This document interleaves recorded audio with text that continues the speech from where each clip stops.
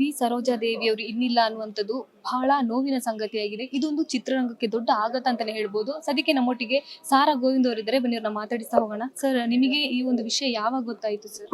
ನನಗೆ ಬೆಳಿಗ್ಗೆ ನಿಮ್ಮ ಮಾಧ್ಯಮದ ಮುಖಾಂತರನೇ ಗೊತ್ತಾಗಿತ್ತು. ಯಾಕಂದ್ರೆ ಹೇಳಿದ್ರೆ ಪಾಪ ಅವರು ಯಾರು ಇಲ್ಲ, ಯಾರಿಗೆ ದೂರವಾಣಿ ಮಾಡಿ ಹೇಳೋದಕ್ಕೆ ಹಿಂಗಾಗಿದೆ ಆಗಿದೆ ಅನ್ನೋದಕ್ಕೆ ನಾನು ವಾಹಿನಿ ಬೆಳಗ್ಗೆ ನೋಡ್ತಾ ಇದ್ದಾಗ ಗೊತ್ತಾಯ್ತು. ಗೊತ್ತಾದ ಕೂಡಲೇ ಇಲ್ಲಿಗೆ ನಾನು ಬಂದೆ.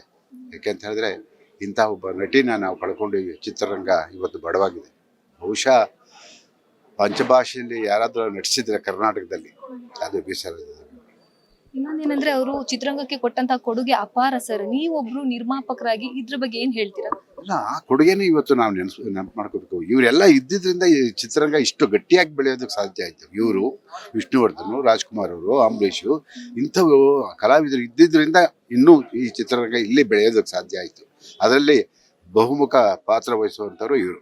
ಯಾರು ಹೇಳಿ? ಬಿ ಸರೋಜಮ್ಮನವರು. ಅದು ಎಷ್ಟೇ ಭಾಷೆಯಲ್ಲಿ ನಟನೆ ಮಾಡಿದ್ರು ಕೂಡ, ಯಾವುದೇ ಚಿತ್ರ ಒಪ್ಕೊಂಡ್ರು ಕೂಡ ಕಟ್ಟುನಿಟ್ಟಾಗಿ ನಡ್ಕೊಳ್ತಾ ಇದ್ದಂಥ ವ್ಯಕ್ತಿ ನಾನಿಬ್ಬರು ನೋಡಿದ್ದೀನಿ. ಒಬ್ಬರು ರಾಜ್ಕುಮಾರ್, ಒಬ್ಬರು ಬಿ ಸರೋಜ.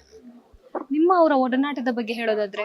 ನನ್ ಕಂಡ್ರೆ ಅವ್ರಿಗೆ ಬಹಳ ಪ್ರೀತಿ. ಯಾಕೆಂದ್ರೆ ನಾನು ಕನ್ನಡ ಪರ ಹೋರಾಟಗಾರನಾಗಿ ಅವರು ನನ್ನ ಬಹಳ ಪ್ರೀತಿಸ್ತಾ ಇದ್ರು. ಯಾಕೆ ಅಂತ ಹೇಳಿದ್ರೆ ಕೆಲವು ಸಂದರ್ಭದಲ್ಲಿ ಹೇಳೋರು, ಯಾರಾದ್ರೂ ಏನೋ ಸುಮ್ಮನೆ ತಮಾಷೆಗೆ ಮಾತಾಡುವಾಗ ಏಯ್ ಪಕ್ಕದಲ್ಲಿ ಯಾರಿಗಾದ್ರು ನೋಡು ಅನ್ನೋರು.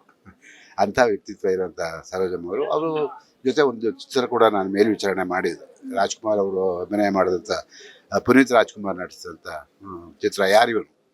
ಆ ಚಿತ್ರದಲ್ಲಿ ಅವರು ಪುನೀತ್ ರಾಜ್ಕುಮಾರ್ ಅವರ ತಾಯಿಯಾಗಿ ಅವರು ಪಾತ್ರ ಮಾಡಿದರು. ಆ ಸಂದರ್ಭದಲ್ಲಿ ಸುಮಾರು 15-20 ದಿನ ನಮ್ಮ ಒಡನಾಟ ಇಲ್ಲದೆ ಹೋದ್ರೆ ನಾವು ಯಾವಾಗಲೂ ಇಲ್ಲಿ ಬರ್ತಾನೆ ಇದ್ದು. ಈ ಮನೆಗೆ ಭಾಳ ಸಹಜ. ನನಗೆ ಭಾಳ ಕೇಳೋರು ಭಾಳ ಜನ ಜಾಸ್ತಿ. ಸೆನ್ಸಾರ್ ಆಫೀಸಲ್ಲಿ ಇವರು ಒಂದು ಸರಿ ಆಫೀಸರ್ ಆಗಿದ್ರು ಸೆನ್ಸಾರಲ್ಲಿ. ಆ ಸಂದರ್ಭದಲ್ಲಿ ರಿವೈಸ್ ಕಮಿಟಿ ಅಂತ ಒಂದಿತ್ತು. ಸೆನ್ಸಾರ್ ಆಗದೇ ಎ ಸರ್ಟಿಫಿಕೇಟ್ ಬಂದು ಅದನ್ನು ರಿವೈಸ್ಗೆ ಹಾಕ್ತಾ ಇದ್ರು. ಆ ಇದಕ್ಕೆ ಇವರು ಚೇರ್ಮನ್ ಆಗಿದ್ರು. ಆ ಸಂದರ್ಭದಲ್ಲಿ ಭಾಳ ಸಾರಿ ಬಂದಿದ್ವಿ ಇವ್ರ ಮನೆಗೆ.